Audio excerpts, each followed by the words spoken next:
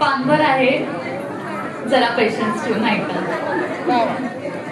एका शॉर्ट फिल्मच्या शूटला भेटलो होतो आम्ही, तेव्हा अजिबात माहित नव्हतं हेच होणार आहेत माझे स्वामी.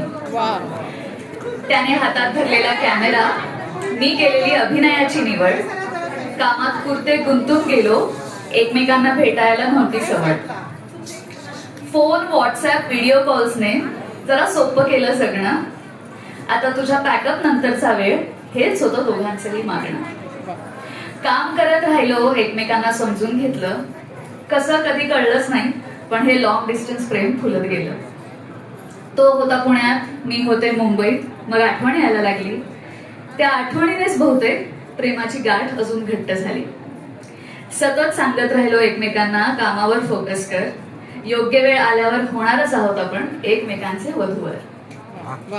आता कळतंय त्यावेळी एकमेकांना केलेला सपोर्टच महत्वाचा होता.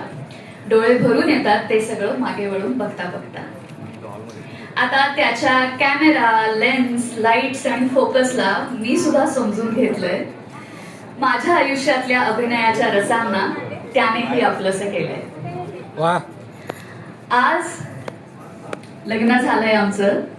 इथून पुढे आमच्या प्रेमात होत राहील सदैव वाढ. हर्षदरावांचं नाव घेते, माझं पूर्ण नाव नीट ऐका, ज्ञानदा हर्षद गायकवाड.